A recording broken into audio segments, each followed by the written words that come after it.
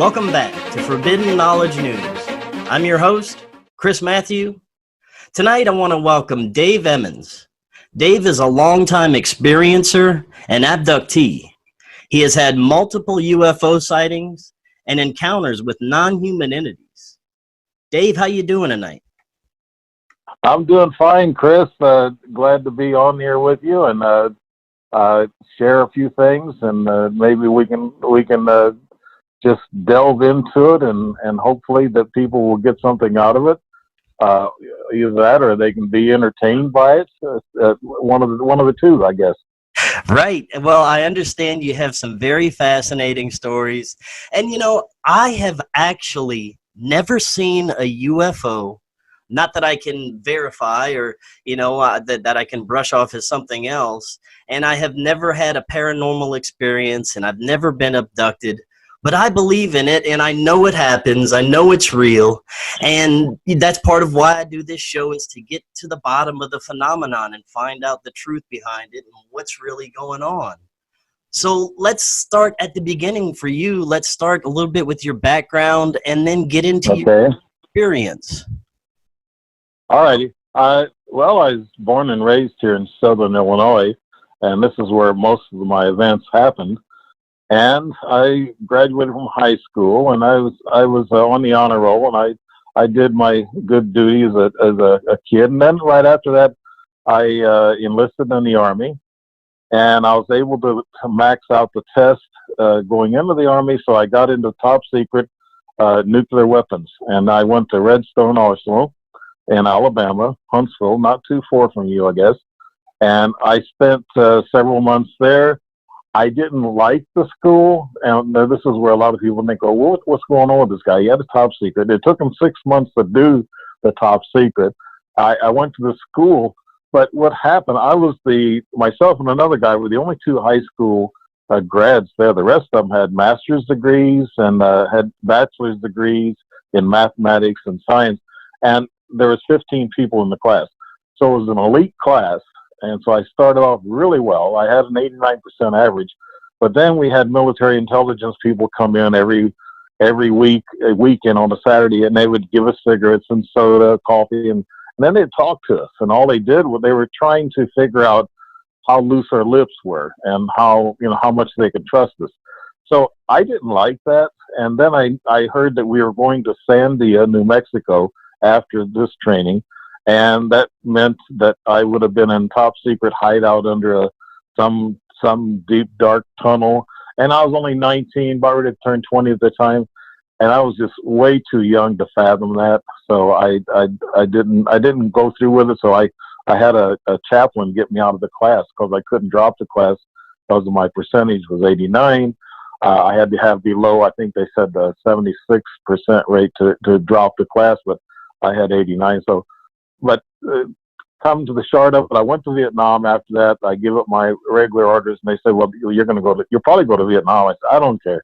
It's time for me to grow up anyway." So I did. I went to Vietnam, become a platoon sergeant over there, and at the end of my 3 years, I was offered a commission as a lieutenant. And that's a lot of times they don't do that. I was a sergeant, but they don't do a field commission that often. But I was offered that, and I didn't take it. I got out and I worked as an electrician at a company, and I played music, and I went to college part-time, so I kept myself really busy. Played music 2 or 3 nights a week, and went to school a couple of nights a week, night school. Finally worked my way through that, and I've got a journalistic degrees, bachelor's, associates, and a special school in journalism, radio, TV. So I got through with that, and that's what sparked a lot of my investigative curiosity. I was trained to be a journalist and investigator, so I investigate myself along with watching and keeping up with all the newest things about UFOs and paranormal activities. So after that, I went into business management, owned a business, and then went into Red Cross disaster management, and then I retired. And I was playing music and doing a lot of other things. And then I started doing more UFO research when I got retired. So to give me more time to travel, to do those types of things. But like I was telling you earlier, Chris, most of my UFO sightings, all of them, it's all five of them, happen here in Southern Illinois. Even though I traveled out west, out in Sedona, Arizona, and Nevada, I've seen some things, sparkly things in the sky, but I don't count orbs. I don't count sparkly things a lot of times that I can't really make out. So I try to count the ones that I can see up close and say, yeah, now that's strange. That's where I do my counting. But yeah, but that's how I want to do things. I try to keep things real. I think a lot of people we're discussing that. I think a lot of people, half the people don't believe in UFOs, and a lot of them have a really hard time about abductions. I noticed you said something about that you were never abducted. Well, Dr. Jacobs said that half of the people who've been abducted, they don't know it. And we can get into that here a little later on how I experienced how that happens. But no, you probably don't know you've been abducted, but most people have. I mean, they really can't count it. They have control. They're invisible. They can walk in your house. They can take you through your house or your roof. They can speed up your frequencies and take you. So they have all this intelligence that we can't even fathom that they use to do all this. And hopefully we can be left with some memories, some actual physical memories, or some regressed memories that are really vivid and lucid that you can really tie into and say, oh my, that's where I went. That's what happened to me. I get these little flashbacks, these little regressed flashbacks. But yeah, that's part of the abduction phenomenon. A lot of people, like I said, they're not left with anything. I guess I'm lucky to have some of these little cookie crumbs that they leave on the floor for me. That's the little things that I know that really happen, that I can tie them together through my investigations of myself. I got a 250 plus page ledger that I keep, and I'm going to write a book hopefully before long. My wife's got me involved in some projects, and I got some maybe playing some music type things. And I'm older, but I don't give up. I keep busy. I just got back from Chicago, so I keep traveling around, and I love traveling. But I guess we can start it off by the first sighting. Definitely. Let's start at the beginning. Yeah. Talk about your very first sighting, and then let's get into it. Okay, it was in 1963. This is where I'm going to start dating myself here. The 1963, I was 14 years of age. It was right after school was let out. It was in June. It was warm. And my best friend and I, he was just about 9-10 months younger than me, we were sitting on his steps that went down into his house. And we had a 10 transistor radio, and we were drinking Pepsi like young kids would do. We sat there, and it was around 10:30 at night. And first of all, we heard the radio snapping and popping 10 transistors. Well, they did that anyway, but this was kind of weird. It was doing it a lot. I asked my friend, I said, did you change batteries? He said, oh yeah, they're brand new batteries. I don't know what's wrong. So, and then we smelled what smelled like sulfur. And what I found to be later on, through the years of investigating this stuff is ozone. There's a smell of ozone when a craft comes through the different layers of oxygen, nitrogen, and H2O, and it gives off this hydrogen sulfate, and which is ozone kind of a smell. They heat all these elements together, and that's what gives that odor. So I don't interrupt you there, but it's funny that you say that. Why? That's probably why they're mistaken often for demons is a sulfur smell. I just wanted to add that in. That's very fascinating that you said that. But sorry about that. Go ahead. No, Chris, I haven't heard that much talked about, but I know a lot of people, especially, I guess, I'm a spiritual person. I'm not so religious. I do go to church with my wife. My wife is she likes going to church, but she believes in my experiences. We've been married about 7 years now, and she knows that I'm for real. and she's a highly educated person herself. She's got a master's degree, very down to earth, but she doesn't like the evil. She thinks maybe UFOs could be evil, or they could be devils, just like you said. I've heard this, but I haven't witnessed that. And talking about the sulfur smell, yeah, that that never triggered that. I never thought about that. And you just brought that up. That's pretty good. You brought it up about the sulfur smell. Yeah, but that Yeah, I've just I heard that don't know. before when people possibly have what would be extraterrestrial or interdimensional encounters. They often report a sulfur smell, and I'm still on the fence. It could be demonic entities, it could be interdimensional entities, it could be extraterrestrials. I don't know for sure, but it's definitely fascinating what you're saying. But yeah, go ahead.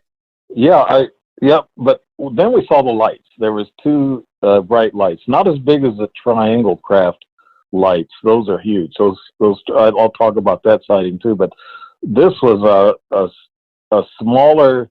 It was about 30, 35 feet in diameter, and maybe about 12, 15 feet high. And it looked like one of these baby tops. The tops that you played with when you were a little kid. And well, not maybe you, but me. But they were kind of plump looking. They had 3 layers on them, and you pumped them, and they spin around. Well, it kind of looked like that when we got up close to it. So what we did is we walked up on the street, take a closer look at it. He had a flashlight, and he flashed the light at it. So we don't know if that was a signal that probably they were picking up on, or were they picking up on the DNA or some kind of a signal from one of us.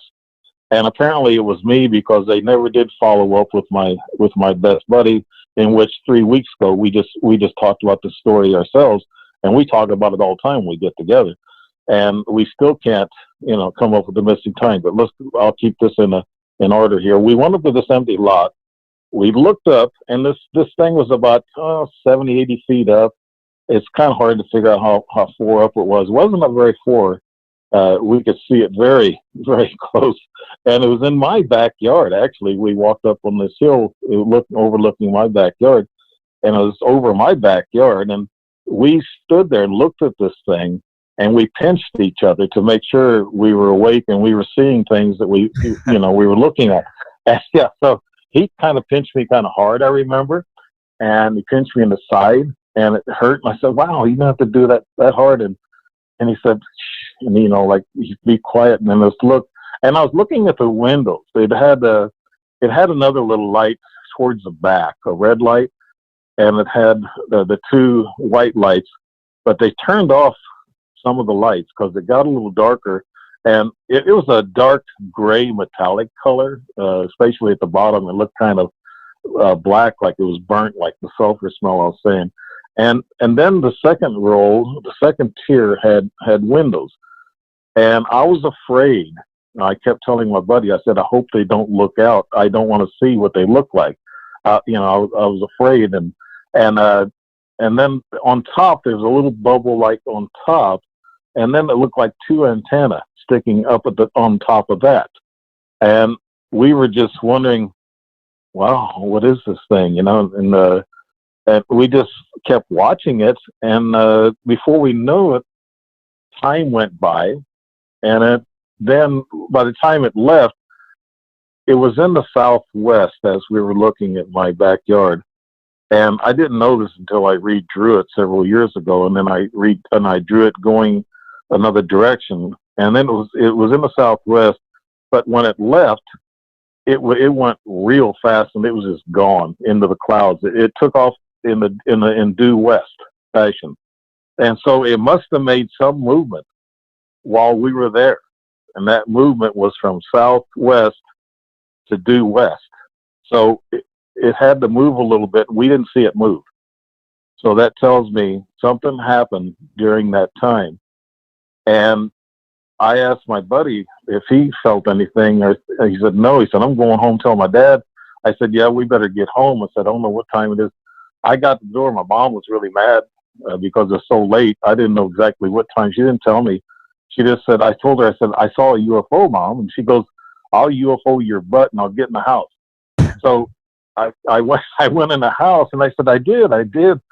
And she goes, you stay away from those things, because back then in the 50s, my mom said that they had warnings to stay away from those kind of craft.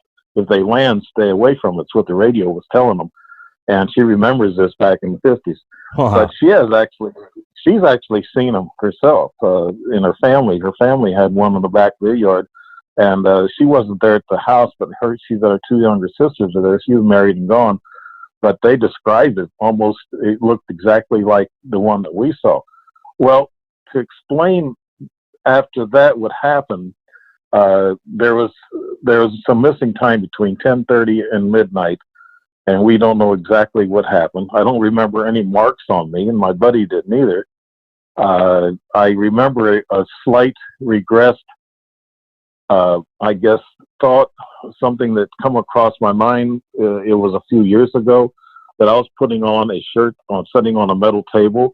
I was putting on a shirt that was too small for me, and I was real groggy. And it must have been my buddy's shirt, because I was a little bit bigger than him. So I remember that part of it. Apparently, we did get dressed, and we went back home. So that was the end of it. We still today don't know what happened there for an hour or so. That was missing time. I had a regressed event in my sleep that I might get to here pretty soon. But the thing that really, like I said, I usually like to back up my sightings and things with something that happens, consciously while you're awake and you see these things. And this is what I go by.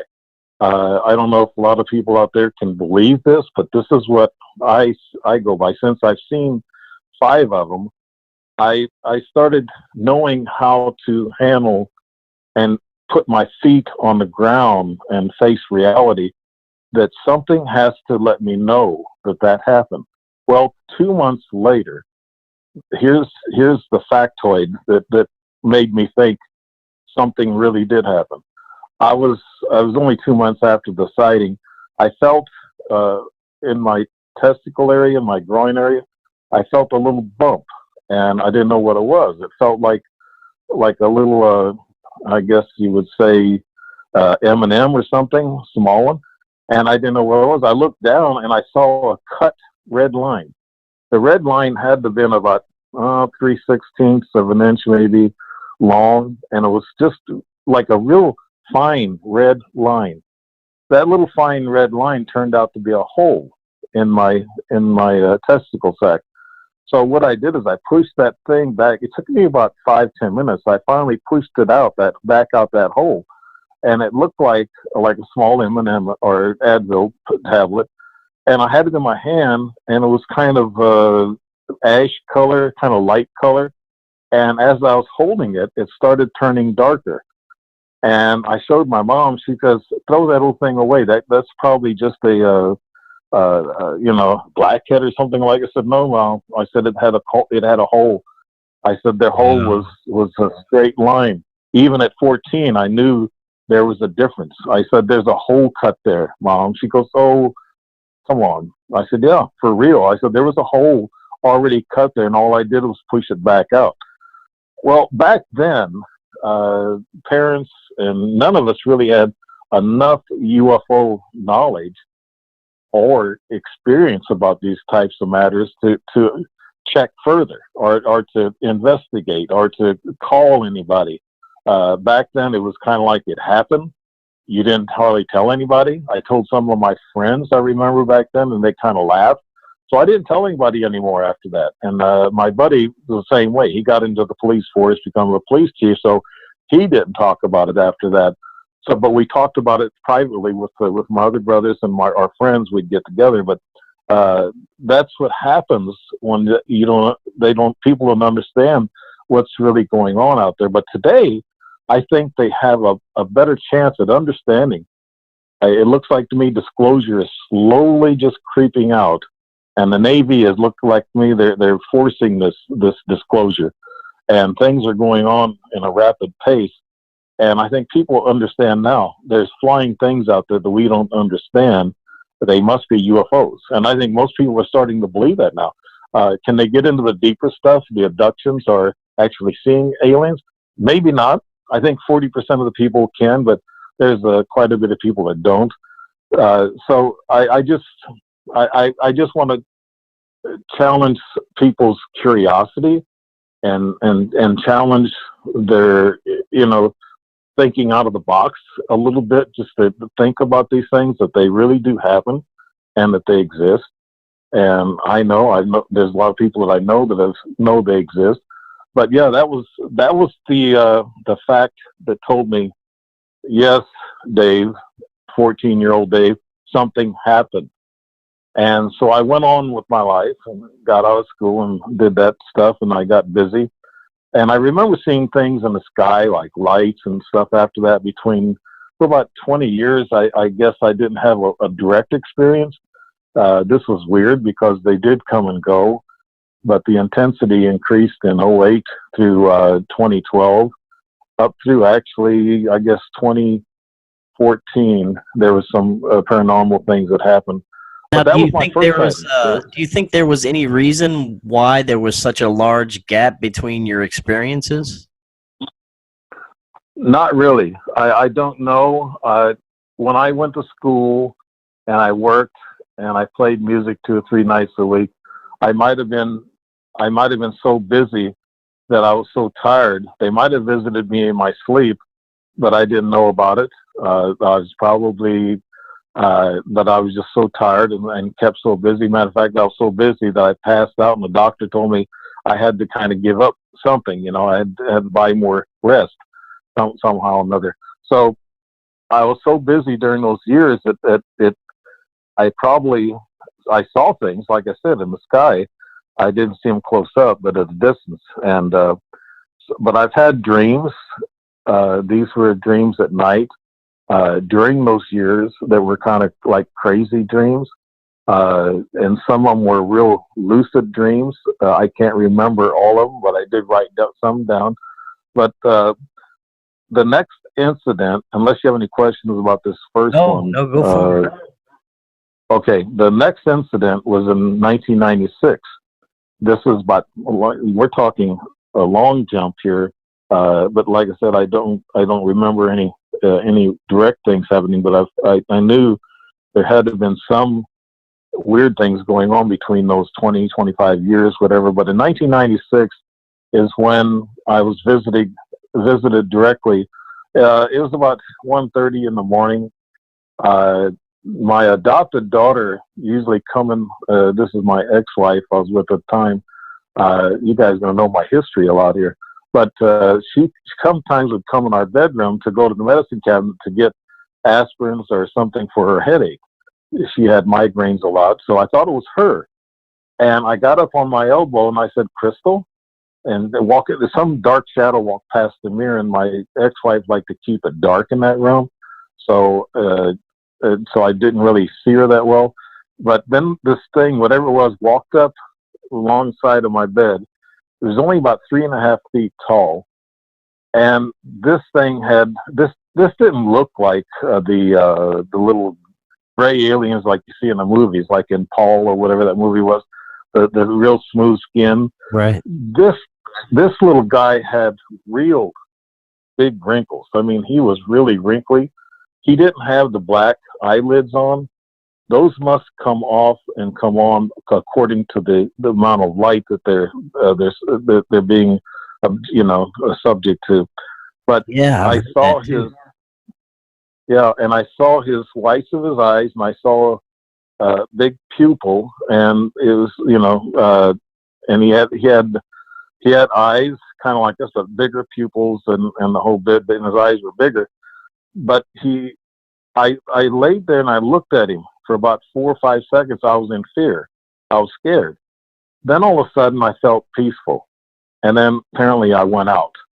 And then I woke back up. I don't know how long it was after that. I woke back up. My eyes were twitching, and they were really like I couldn't stop them from twitching. I don't know what was going on. I asked my ex-wife, I said, "Did you see or hear anything?" She goes, "No, go back to sleep."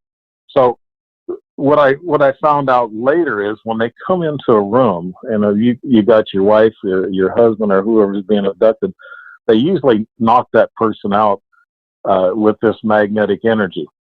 And what it does, it dumbs you down. And then they got different levels. A dumb down is where you'll just sit there and look, observe, but you won't say nothing. You won't grab a camera. You won't make a move. You won't yell. They got you in a peaceful state of mind. And that's what I call dumbed down. I'll get this story about that later. But this thing must have taken DNA samples or semen samples, and come to find out later on, I really believe it was semen samples, because in 2010 I found out how that fit together. So that happened, and I think for several years there, again, nothing really happened. It kind of went blank for another 10 years. And then in 2008, I started seeing other things. I started having things touch me at night. Things grab me by the feet, whatever it was. Before you get too far with that, I want to go back to the short gray entity for a couple of minutes. Now, did you feel that he had malevolent intentions towards you? Did you feel that he was, threatening you in any way? No. He just stood there and stared at me. And apparently, I had fear, like I said, for about 4 or 5 seconds, but for several seconds after that, I felt peaceful. I didn't feel like I was threatened. He didn't make any moves. He just stared at me, and apparently he put me under. I went out, and that's when he probably did the blood testing and the semen taking. They do this sometimes at your bedside. They don't need to really abduct you to take you on a craft to get some of the things they're looking for. They read your mind. They can do that right next to your bed. They can look into your brain, read your mind, your memories, and they can take the DNA samples. They can take the semen samples or the eggs from the females, and they can do this at your bedside. So, yeah, this he didn't make any fast moves. I didn't really see him move at all, really. When he got upside my bed, he was just standing there looking at me, and he wasn't moving at that time. He was just staring at me. I guess that's the process of knocking me down, or. And you said he was wrinkly, and what color? Oh, yeah. What color was he? Yeah. Well, actually, he was gray green. It wasn't just a little green man or gray. He was a gray with a greenish tint to him. I don't know if this was the light, the darkness of the room that did this, but he was. He didn't look like the things that you see in the movies, or that's another thing that I tried to think back. Is there a seed that was planted in my mind about what this thing looked like? And I thought to myself, I never saw anything that ugly. Most of these grays are real smooth skin and not really wrinkled. I've seen some pictures of what some people said they've seen these grays, but this one was really, really wrinkled. I mean, he was just. I can tell he was ugly, and that's what scared me at first. But then I went out. I didn't know. I didn't see his hands. He didn't raise his hands. I saw his shoulders and his head and his wrinkles, and that's basically what I saw. And the color was a gray green. Wow. I imagine if there was more light on him, I probably could have seen his true color, but it was kind of dark in the room.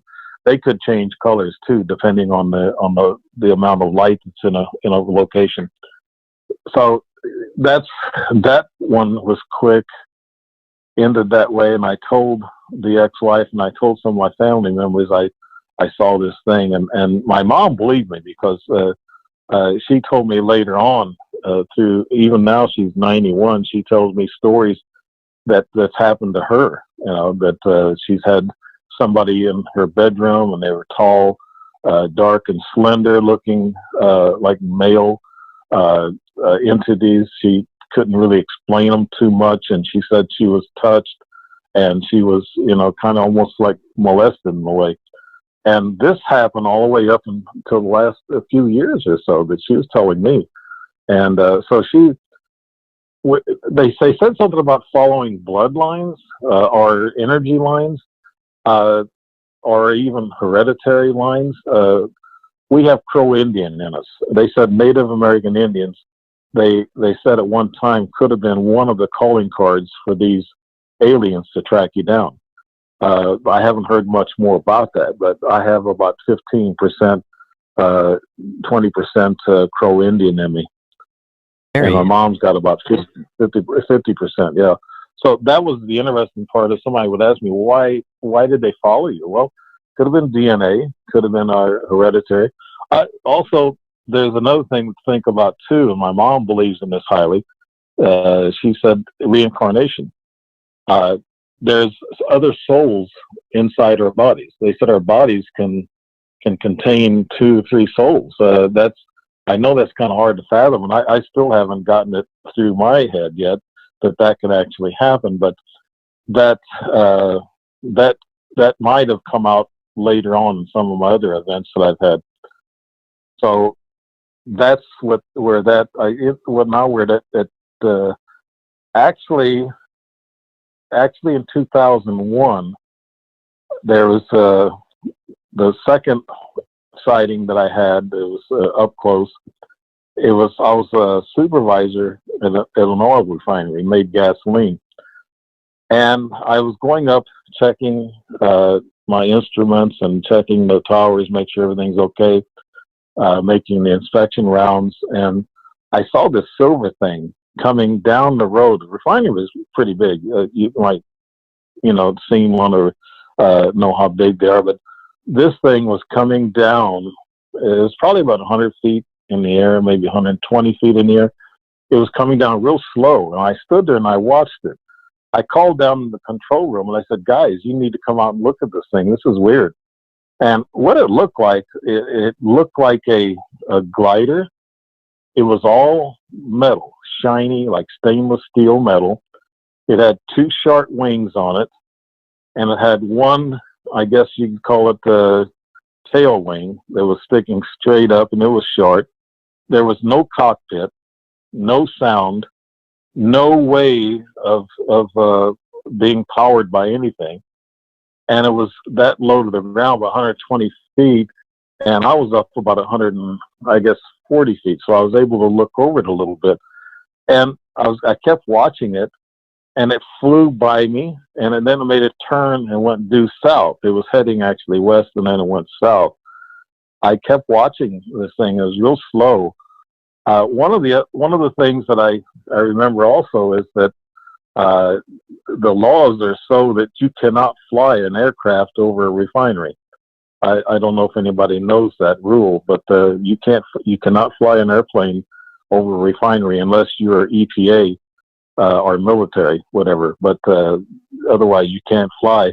So this thing was flying over a restricted area. And why would a glider be flying near refineries? Because a glider would run out of lift and fall. So this thing was powered, and it was kind of weird. It did leave me with one thing. I had a very lucid regression event, or a gift, I called it. They implanted, I guess, my head with a futuristic happening. They were giving me something, throwing a bone to me, I guess you could say, with something that's going to happen. And I had a very lucid, I would have to call this one a dream, but I associated it with this craft because I think it was actually reading me, uploading while it was passing me real slow, and I was being downloaded with this little gift. I walked through. I was in this dream, and I walked through the refinery, and everything was quiet. And when things are quiet in refinery, there's something wrong. The unit is down, and it takes about 24 to 30 hours to build it back up again. So you don't want the unit to go down. I walked around. Everything was just really still. I ran into the control room, and all the lights were out, and it was kind of dark. And I thought, what's going on? And then something come to me, said this plant's going to shut down. And so the next day I told the guys at work, I said, this plant's going to shut down. And they said, you're crazy. I said, what do you mean crazy? I said, I saw it. I said, it's going to happen. They said, when? I said, in a few months. And he said, they just put in $5 or $6 million in revitalizing our unit by itself, not counting the other. I said, I just know it's going to shut down. Well, 6 months later, it did shut down. And I walked through the plant. I walked in there to get my belongings out and everything. And it was weird because the control room was dark, just like I had imagined it. So you can get some of these sparks of, I guess, future. They let you see the future a little bit. They throw you this little bone to let you know. They're leaving a little calling card there for you that, yeah, what you saw was strange, but yeah, we uploaded you and we downloaded a little bit of information for you to kind of, think about. So yeah, that was the other one that I saw. That was in 01. And then I guess in 08, 09, things started picking up again. That's when I started traveling out west. And I saw my third one. I was going up to Springfield, Illinois, and I went up there to hear a friend of mine's band up in Springfield. That's about an hour and a half or so away from me. And as I was coming back, something told me there was something. I felt strange. I felt lightheaded. And when I went out of the nightclub, I saw a car parked near me. And it had this gal that looked like she was about 25, 26, and she had blonde hair, and she looked over at me when I was getting in the car, and she looked at me kind of strange, and I thought, what does she look at me like that for? And she got something out of the console, and I don't know what it was, but I felt like I went through the stoplights real fast that night, like things were just really sped up. And when I got out of town, about 20 minutes later, and I got out of Springfield, I started going down Highway 55 south. I noticed a bright light coming up from the south. I was heading south. It was coming up. It was going north. This thing was heading north. I was heading south from 55. I thought it was a helicopter at first. It was a bright light. It's kind of like the Tic Tac these Navy guys were talking about. But it really wasn't a Tic Tac, but it come up, and I kept watching it. I actually slowed down to see if I can take a look at it. It wasn't up very high. It was only up about, again, 70 feet, 60 feet, 70 feet above my car. I slowed down to about 40. I saw it coming close to me, and then it come right over my car. I looked up out of my window, and I looked under the craft, and under the craft there was a disc shape. It must have been, I guess, I would have to count somewhere around 25, 30 feet wide, similar to the other one. But it was kind of like lit up at the bottom. It had this white light. It looked like plastic or glass underneath of it, and then it had a round, dark middle section. Right in the middle was a round, dark object, and it looked like a pie cut, 4 pieces of pie cut in this craft. And it went over me, and the first thing I thought, I said, why am I seeing these things? Now, that was the third close-up craft I saw, and I thought, why am I seeing these things? I ended up getting home, I'd say about 35 minutes faster than what I should have. So time, they have some kind of control in time going forward. From backward time that I could see, they can go into your memory and pull out your history and go take you back in time. But most of the time, what they're doing otherwise, they take you forward. I think it was that scientist, Stephen Hawking. He said, you can only move forward in time. You can't move back. I found that to fit with the ideas that I've seen, what has happened to me. They can move you forward, but they don't take you back except as far as your memory will take them. So that's how they can get things from your mind.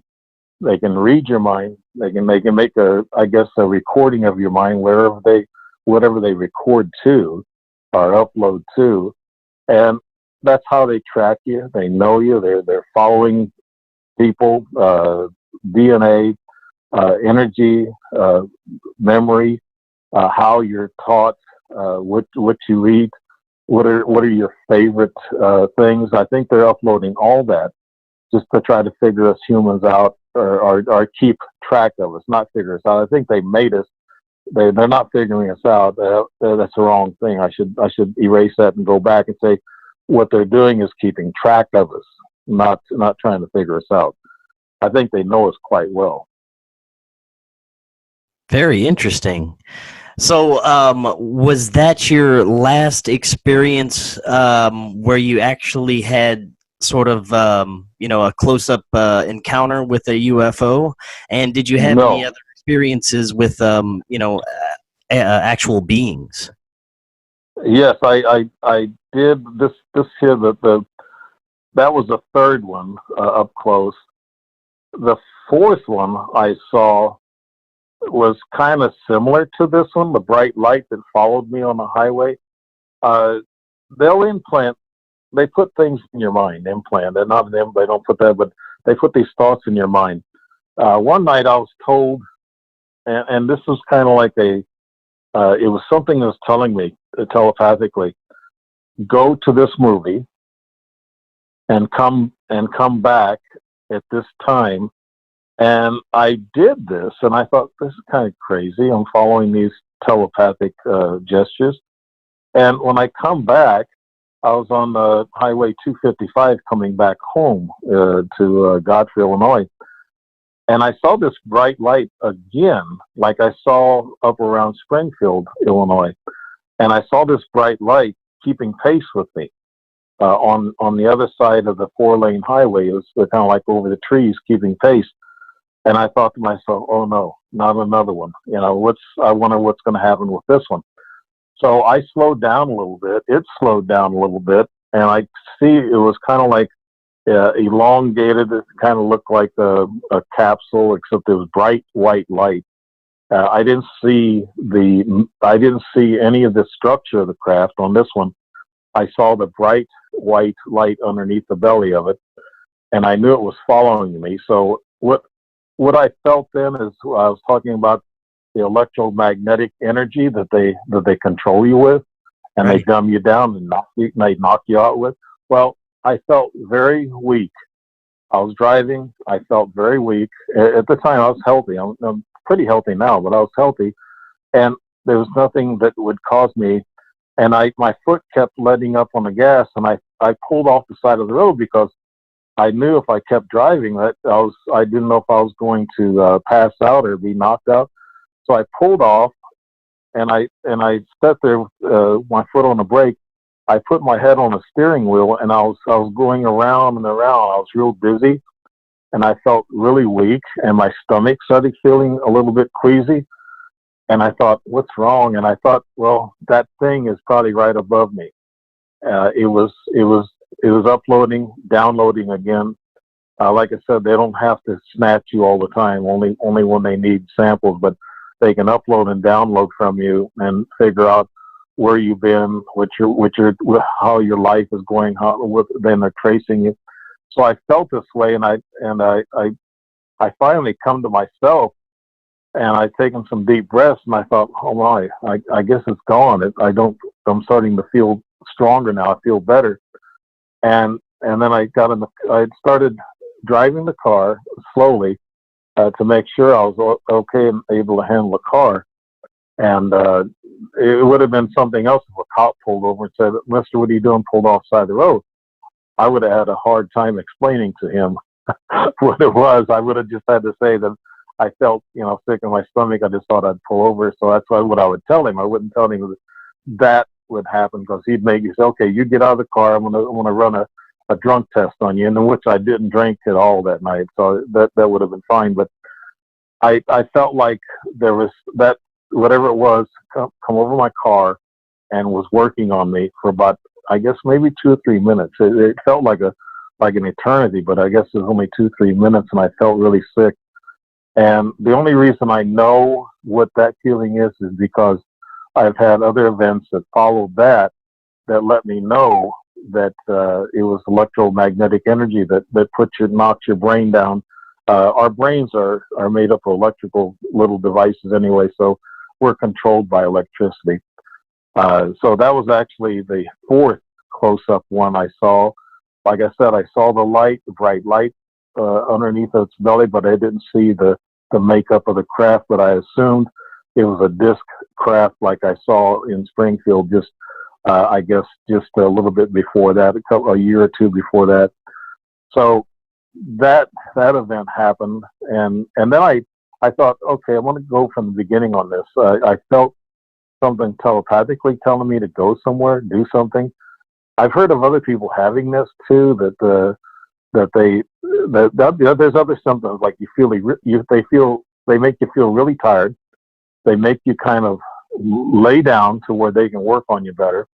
I guess it's that energy they shoot at you slowly, and then bring you to where they want you to be as far as consciousness is concerned.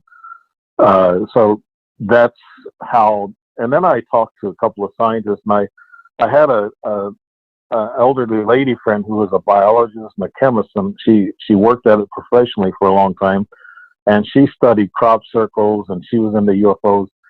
And she said, I can tell you exactly what that is. She said, that's electromagnetic energy that makes you feel ill.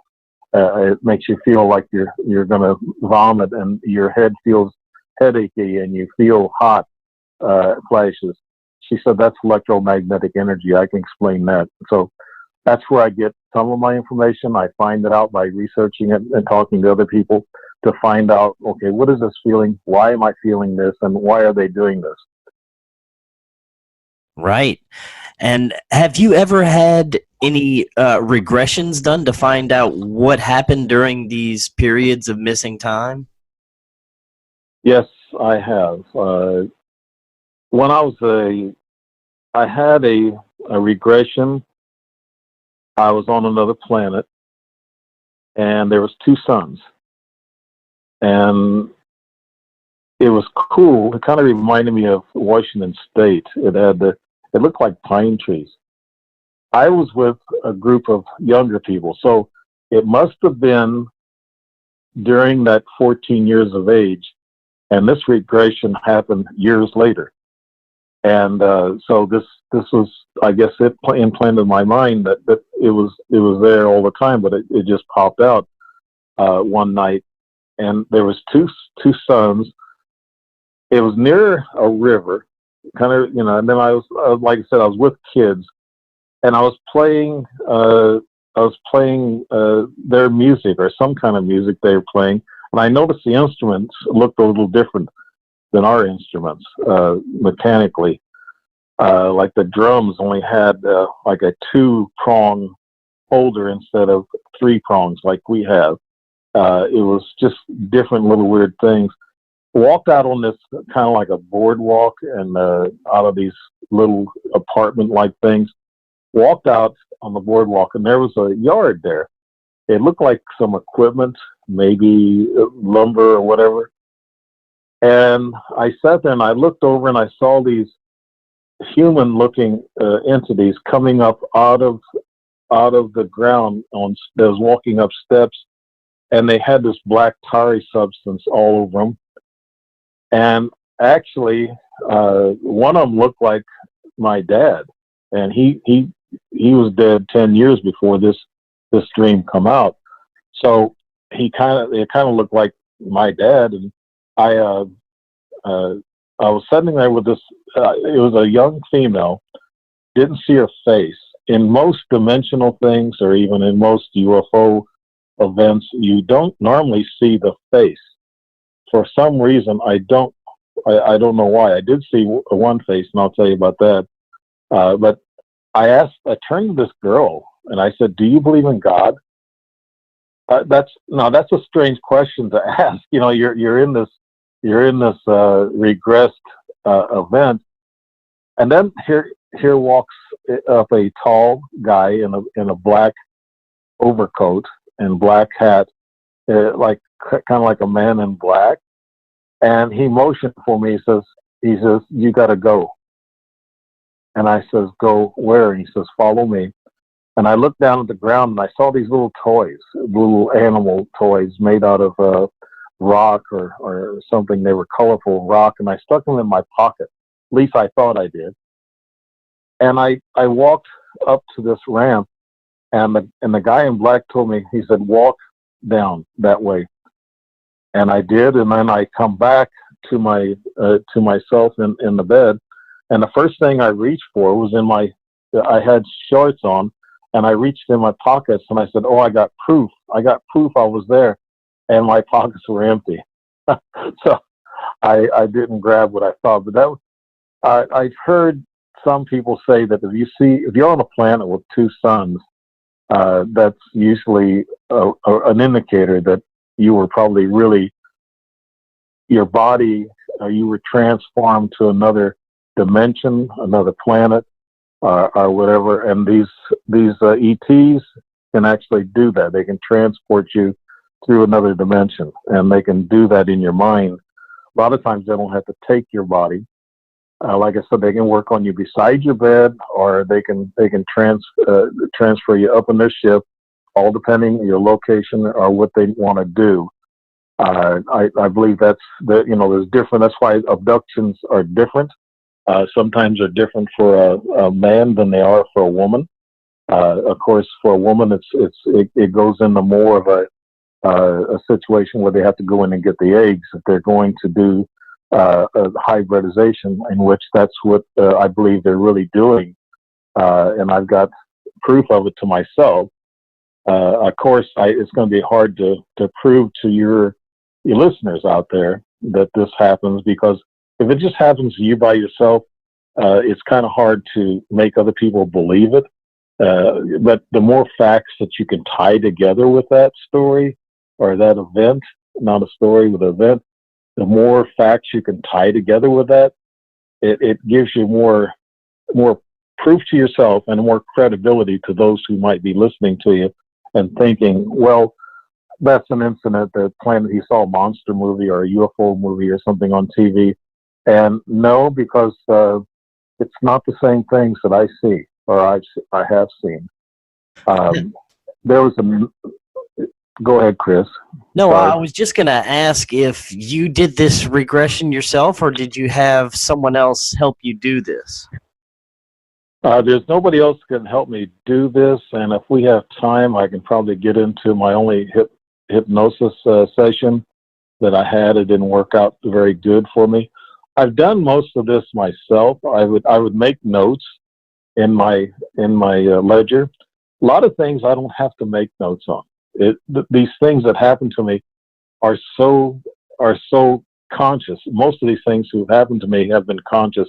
The only things that happen to me in bed while I'm dreaming are these regressed events. They come back to me, to myself. I'm able to regress them out myself. There's been no hypnosis that can actually help me pull these out. But the other thing that they can do is mask themselves or be invisible. The invisibility thing, there was something that happened several times to me.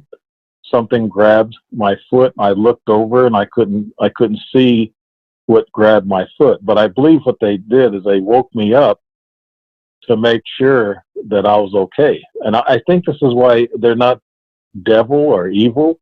I really think they're concerned about, they really don't want to hurt you.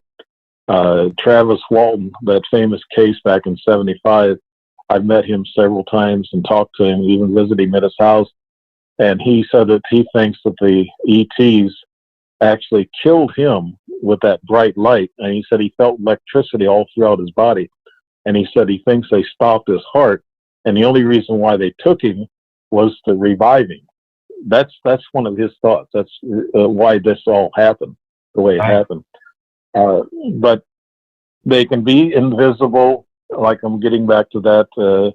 They can be invisible, and they do this sometimes. They don't want to really scare you too much. They don't want you to panic. They just want complete control. And they've grabbed me before, and I think I woke up from it, and I looked around, and I didn't see nothing. I felt something in the room, but I couldn't tell what it was. I had a friend of mine. We come back from a UFO convention, and he stayed overnight because he lived in northern Illinois. I lived in southern Illinois, so he stayed at my house. We drove from Arkansas. I don't know if you've ever been to that convention in Arkansas, Eureka Springs. No, I haven't. But it's a pretty good convention, and a lot of top UFO people go there and lecture. But we come from there, and he stayed overnight at my house before he traveled up north to his house. And he didn't tell me for 2 or 3 months, and he finally told me on the phone. We were talking. He said, I got to tell you this. He said, I've been holding off for 2 or 3 months. I didn't want to scare you. I said, what? And he goes, we called each other D1, D2. There's 4 days that went to the conventions together. And Dave Marler, actually, I don't know if you've heard of him. He's written a book on the triangle craft, and he does lectures at conventions, and he's a good friend of mine. But he told me that I said, I want to tell you this now. He said, hope it doesn't scare you. I said, D1, nothing scares me. I said, I've been through a lot of this stuff. He said, well, something rubbed up against my leg and my foot while I was in bed in the other room. He said, in your other bedroom. And I said, what was it? He said, I woke up, and he said, I looked. He said, there was nothing there. And he said, actually, in the process of whatever it was rubbed up against his leg, he said he was actually looking in that direction. He couldn't see nothing. He said he's been a ghost hunter. He's went out on ghost hunting trips and stuff, and he got out of that. But he said he knows a little bit about that. He said it wasn't a ghost. He said it was something solid. And I said, that's probably some of my friends. He said, yeah, some of your friends.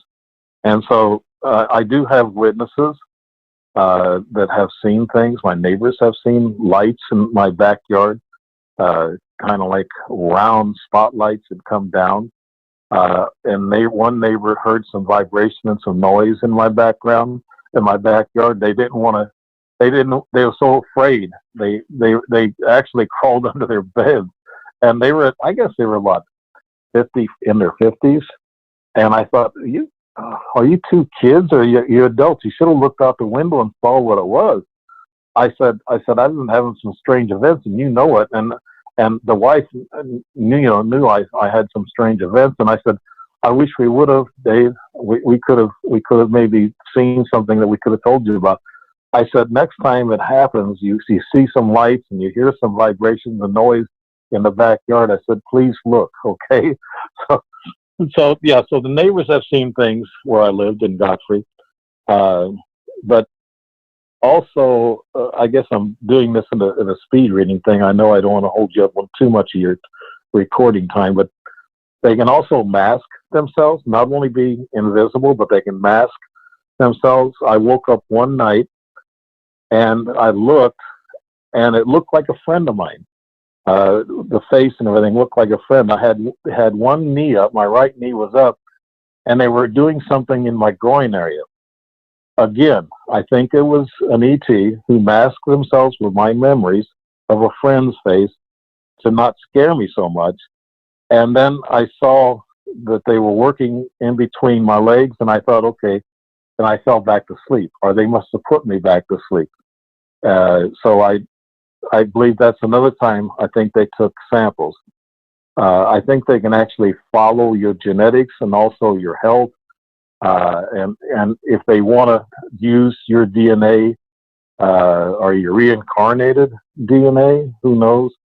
80%, a lot of scientists can't figure out what it's all about if our DNA is not useful that we know of. But I think that night they took also some semen samples that night. It's in my record books, my ledgers, but I can't remember the date right offhand. But that happened during the 2008-2009 period. And but the other what happened, one of the biggest things I guess I better get to before we run too much of time out with my but there's been so many things happen. It's just not one event or two events for me. So that's why I try to get and cover all the events to see if people can be reassured that these things can happen, and they can happen over a period of years, or they can stop and then start again. And this has happened to a lot of people, and there's a lot of people out there who don't want to talk about it. But I'm to the point to where I've talked about it on radio before, AM station, in short segments. But this is the first time I've done so many, I guess, internet blog shows and work with Grant Cameron on some of this stuff, because I want to get this out. I'd rather flame out than smoke out, Chris. I guess what they say. I want people to know what all this ledger is about and what goes on. Maybe they can fit these puzzles together for themselves if they've had similar experiences. But right. yes, I think now is a good time for people to know. I mean, like you said earlier, there's a lot of encouraging things going on with disclosure right now. You know, I'm not sure I trust the sources that it's coming from, but it is, I would think, preparation for some sort of disclosure to come. But yeah, that is encouraging, and you have to get this stuff out. It's, it's very important that everyone knows what's really going on out there. But yeah, go ahead and continue. Right. Okay, I'll go to 2010. I went to a medium, and she was Indian, a part Indian, and she was up in Springfield. And a friend of mine who writes books about paranormal stuff and ghost, he knew this lady who was a really good medium. She doesn't call herself a psychic. I typically don't like psychics. I don't go in for that too much. But I went to this lady, and I sat there and I said, okay, I don't believe too much in psychics, so let you know for sure, Cheryl was her first name. She said, she looks at me with a mean look. She said, I'm not a psychic. I'm a medium. And I said, okay, explain. And she says, I get messages about you where I'm sitting here, and I look at you, and I can close my eyes and read you and the messages, she said, that I'm getting from her, I guess, what they call her guardian angels or whatever is telling her these things. Well, I said, okay, fine. I said, what do you see? She said, you have a bad back. I said, well, it's not too bad right now, but I said, I'll give you that. I probably walked in a little bent over a little bit. I said, yeah, you probably saw that. And she kind of looked at me kind of strange. And I said, what's the other things?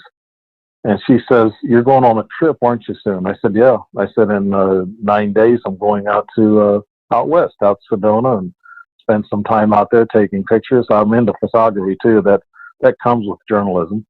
So I go out there, take pictures, and she goes, okay. And she says, your car is going to be damaged, but you'll be able to drive it.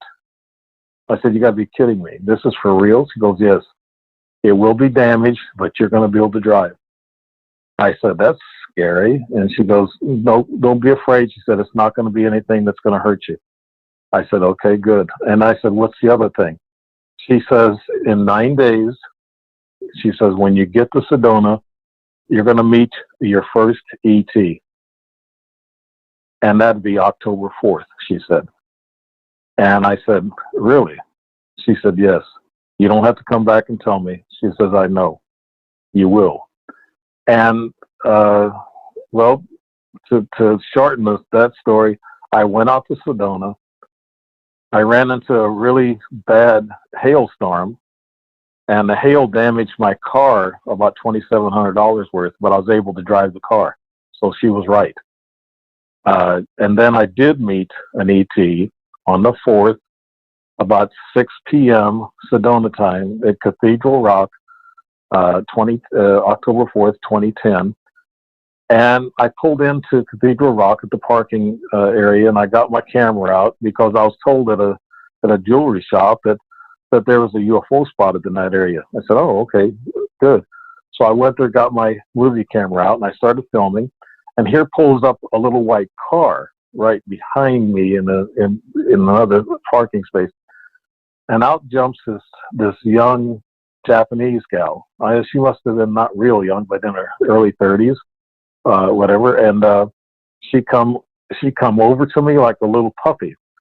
And I was filming, and I filmed her a little bit, and I said, "What's your name?" She goes, "Hiroko." And I said, "Well, mine's Dave. Glad to meet you." I said, "I'm here trying to try to see if I can film a UFO. They said was spotted here." And she just looks at me kind of weird, didn't give me no answers or nothing. She's kind of quiet. And I put my camera down. And I said, "Are you here to wait for somebody?" She goes, "No." I said, "Are you here to go hiking?" She goes, "No." And then she says, "I'm here to see you." I said, "You're here to see me?" She goes, "Yes." She said, "We're supposed to meet." I said, "Really?" I said, "I don't know you. Do you?" I said, "I'm an old man compared to you." I said, and then it started raining. I said, "Well, you want to get in the car so we can talk?" So we got in the car and we talked. She could speak English, but she couldn't read English, but she said she knew 20 languages. And I found that kind of interesting. I told her, I said, "Aren't you afraid of being, you're only probably about 105 pounds or whatever, 110. And I said, here, I'm a big husky guy. I said, "Aren't you afraid?" And she goes, I said, "You can kick my butt?" And she goes, "Yes." I said, "Oh." So that kind of scared me kind of right off the bat. That kind of really kind of scared me. But I looked over, and this is a space over from me. There was a young guy, really short cropped hair with a headset on. He did not look over at me. And I sat there and I looked over at him, and he just sat there real quiet. And she was kind of looking at me kind of funny every time I looked over there at him. But she stared a hole through me. She had black eyes in a way, and I couldn't see much of the white in her eye. And when she looked at me, and I said, "Hiroko," I said, "your eyes are burning a hole through the back of my head." I said, "Wow." And I turned my head, and I think what she was telling me was, "Everything's fine. Don't worry. I'm just here to visit right now." And just, I had a license to carry a gun, so I had a gun in the console. And when this guy pulled out and pulled in the second time, I got a little worried. I thought, what's going on here? Is this a setup? Am I to be robbed? And I looked at my console again, and she looked at me and like, I know what's in there. Don't go for it. Just be cool. Everything's fine. You're not going to be hurt. Not going to do anything. And I got that feeling. I was reading this. This is what they do to you. And this is how she was doing it through a telepathic way, through I guess these hybrids have this mental power that they can control human beings. And so she sat there and asked me questions. She was trying to extract emotional feelings from me, because hybrids need to learn how to feel like a human. They're not really taught emotions. They're only taught, the mechanics of being a human and looking like a human or whatever, are trying to act like a human, but they don't know emotions. I studied that after that, and I found that out, that they try to extract emotions from people to try to learn how to be a human. Well, I looked at her one time, and when this guy pulled in for the third time, I almost had enough. And I looked at her, and she was shrank down in the seat. She looked like a little kid, like she was changing size. And it didn't alarm me that she was changing size at the time, I guess because I was so inundated with this energy that told me just be cool. But then she started having a cry. She tried to fake a cry. It was a fake cry. She was trying to practice that cry on me. I touched her hand. Her hand was burning hot. I mean, it was really hot. I took my hand off of hers. I said, "Are you feeling well?" I said, "You are really hot." I said, "It's cool outside." I said, "Are you okay?" She nodded her head. She said, "Yes." And I said, "You're burning up. You shouldn't be that hot." And so I think it was her frequencies that were going up and down with her, and frequencies will build up heat. And I was explained that later on that's what that could have been, that her body was going through frequency changes. Maybe could we say shape shifting, or could we say a gray that turns into an Asian Japanese person? Maybe who really knows? And she looked at me again and she said, "We were supposed to meet." I said, "That's nice, Hiroko." I said, "But why were we supposed to meet?" and she would just look at me. And then she said something about that she needed a baby. She said, I have to have a baby. I said, why do you have to have a baby? She goes, well, my boyfriend doesn't want a baby, but she says, I want a baby. I said, well, get married and have a baby, I told her, So then we left. I went back to my room, went to her. She went to hers. It wasn't a romantic thing. I know people ask that. Was this a romantic? No, it wasn't. It was kind of like a father-daughter thing, to tell you the truth. And I didn't really think of it being a romantic thing. It didn't occur to me. I guess I was being energized in my head that don't think that way. But the next day we met for breakfast. She was a little late getting to where she was supposed to go and meet me. But I stood there in the parking lot, and I knew she was coming. There was messages that come to me said that she's going to be there. And so I said, okay, I won't take off then. And here she pulled in. She showed up. We went in, had a quick breakfast, and then we went traveling around looking at the buttes. And she was in this restaurant, and there was only about 20 people standing around waiting to go in for reservations or for standing in line. And she said, all these people. And I looked at her like she's supposed to be from Tokyo. And then she says, all these people, 20 people as compared to 20 million in one city. I thought that was kind of strange, kind of a dead giveaway. So we spent a couple more hours together, and she said she had to leave. And it was about 2:30. She had to take off. Said she was going to Phoenix, and then she said she was going to LA. And I said, yeah, okay. And I said, where else have you gone? She said, I went to White Sands Missile Base.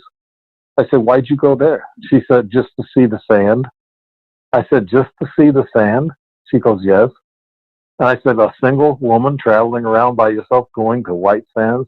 She goes, yes. And I thought, this is weird. This is strange. So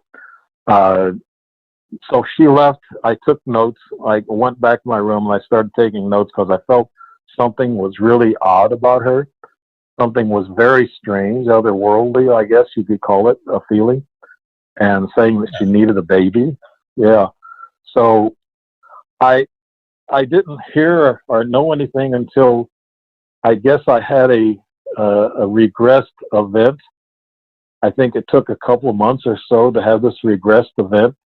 I was in the room, in the lodge, the room that I stayed in, and at my bedside, somebody was standing there, and they had a brown hose. It was kind of like a small hose stuck to my groin area.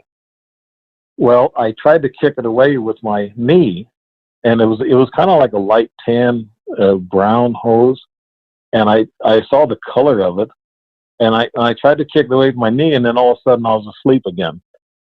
Well, this regression come to me, I guess, several months later, and what happened was they got me up.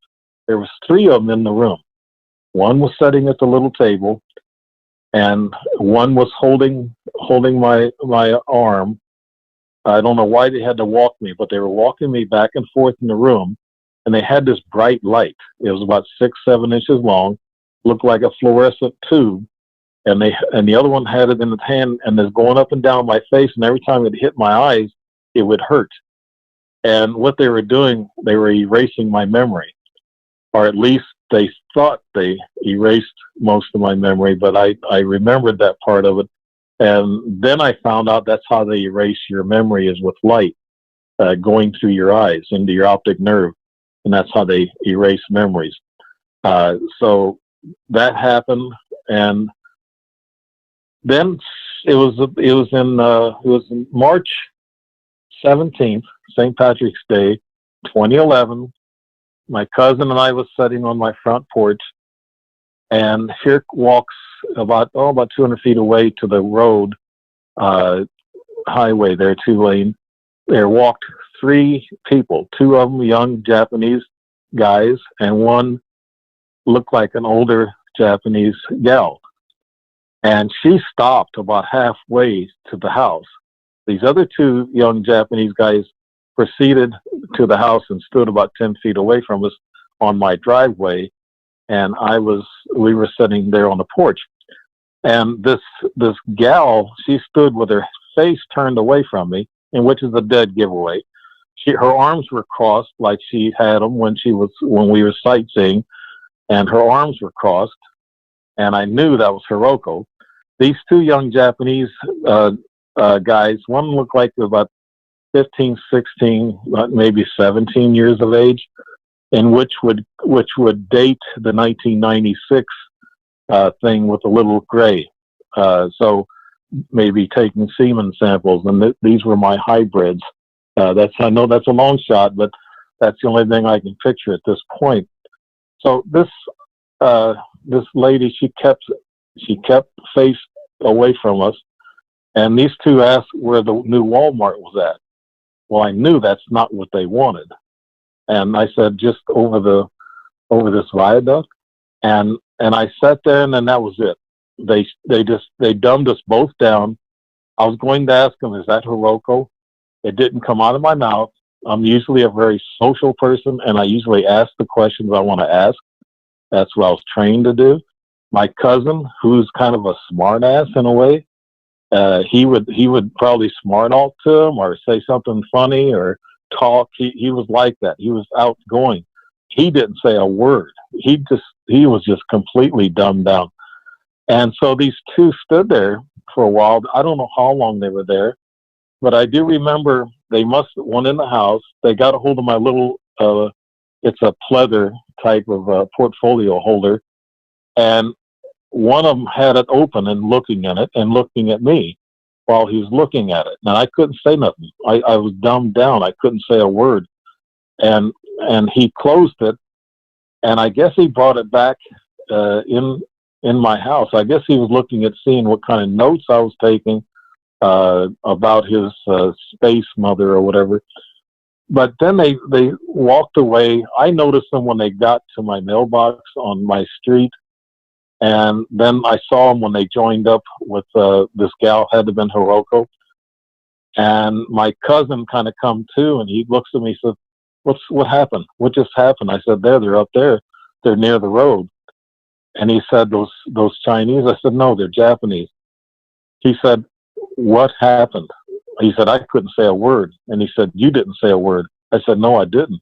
I said, we couldn't. I said, I'll explain it to you later, because he doesn't know much about this stuff. I always joke to him and say, you're about as deep as a dry creek bed or whatever, so, but, he doesn't have a lot of depth in his thinking. He doesn't think out of the box, but I explained it to him. But they joined together and they walked up to the stop sign, and which is about 200 feet or so away from us. And then we turned and looked at each other, looked back out, and they were gone. Just disappeared. We looked down the road, up the road. They were not there. And they didn't walk there on the road. They were just gone. And then he got up. He looked at me. I don't know what the hell's going on with you and these aliens. It come out of his mouth, aliens. I said, why'd you say that? He said, isn't that what they were? He said, this is weird. He said, I'm getting the hell out of here. And he turned pale white, and he got in his truck and he left, and he told his wife about it. And I talked to her a couple of days later. She said, yeah, David, I don't know what you did to him. I said, I didn't do nothing. I said, it just happened. She said, but he was really, truly scared. I said, well, yeah, I think we both were afterwards, because we don't know what the extent of all this was. But that's, I had a witness with that too. So that's, Wow. a lot of people say, well, did you have witnesses? Do you have proof? I don't have proof on one-on-one abductions, but I do have proof on a lot of things that have happened to me. But I kind of thought that these two young guys were part of me. They had about a third of my DNA, maybe about a third of the carrier, which could have been the Hiroko, and maybe some other alien species DNA spliced together to make a hybrid. So these two were hybrids, and they were probably mine. Because just it's very interesting that you're saying that I've talked to a lot of researchers lately that are convinced that there's been an ongoing hybridization program, involving Oh yeah. that's been going on, forever. And, there's some that think it's malevolent, that they're trying to replace us. There's some that think, that they're benevolent, they're trying to help us. What are your thoughts? Why do you think they're doing this? I had a caller last week on another show. They asked me the same thing. What did you feel? Do you feel that they're doing this hybrid program for our benefit or for theirs? I said, for now, it's probably for our benefit, because have you seen all the genius little kids, 4 and 5 years old, playing piano, singing? And it's getting more and more to where these kids are getting so smart and they're getting so independent. There's 5 and 6 year old can grab a cell phone and work a whole cell phone and work all the programs and the apps on it. It's getting. I think what's happening is they're evolving us. They're getting involved in our evolution process, in which they always have. It's been thousands of years they've been involved in. They still are. Now it's a hybrid program in which they're bringing in their own alien DNA to make us smarter and grow grow to a point where maybe there might be peace on this earth. Maybe, we don't know. But then the caller asked me, so do you think it could be bad? I said, maybe for now it could be maybe good for us. I said, but maybe later on what their agenda might be towards the end of their goals, who knows? I said, it could be bad for us. Good now, maybe bad later. That's how I kind of look at it with this hybrid program. I've actually seen, they said they walk amongst us. I think Dr. David Jacobs wrote this book also. I really followed him pretty close, but he said that they walk amongst us, like the hybrid, alien hybrid Japanese gal. And I saw another gal one night that was strange. We were playing music, my brothers and my 2 brothers are younger than me and better looking than me, so I couldn't figure out why all this was going on. We was at this nightclub and we were going to meet the manager and sign a contract with him. And there was a group of young ladies, about 24, 25. One of them was in a black dress, and she went over and played a Michael Jackson song. And she was really looked like a professional dancer. She was swirling around, and she had long dark hair, and she was just a really good dancer. And she come over to me, holding her hands out, and I thought, what is she coming to me for? Here I'm an old guy, and here she's young, attractive young gal, and I couldn't figure that out. But I asked my brothers. I said, "Did you guys see that?" They said, "Yeah." I said, "Why didn't she hit on you guys?" So we left, but 2 weeks later, my brother and I went there to sign the contract for real, and we were sitting there at the bar, and we were sipping on a beer, and I didn't drink much at that time. I still don't, but we were sipping on a beer, and here sits this young lady that looks like the one that was dancing in the dress. This time she had a t-shirt top, and she had Levi's on. And I asked my brother, said, "Is that her?" He goes, "It looks like her." Well, when I turned to look at her, her eyes rolled around to me, and she had a slit like a lizard's eyes. And I froze, and she rolled her eyes and looked at me, and I saw that green slit. And I said, "Oh no, oh no." And I looked at my brother. I said, I can't believe this. I said, I can't say too much now. She might hear me. I said, but something's weird about her. I said, so this is another shapeshifter. They talk about reptilians being shapeshifters, and they can transform themselves in any human shape or body they want. I haven't had much to do with reptilians. I saw one in my bedroom one night. He was a short one, only about 5.5 feet tall. But I woke up to go to the bathroom. It was about 6 o'clock in the morning. And I looked over towards my closet, and he was standing this 5.5 foot, looked like a cobra. I mean, in the face, this thing looked like a cobra. I was scared to death. I jumped out of the bed. I got up and I turned around and looked at it, and it was gone. It just showed itself to me for about 5 or 6 seconds, and then it was gone. but it scared me. That face, I mean, the reptilians, if they're, you know, I haven't, that's the only time I ever really saw a reptilian. It was that instant. But I heard a lot about them shape-shifting and turning into animals and all kinds of stuff. So who really knows? I mean, with their technology, anything can really happen.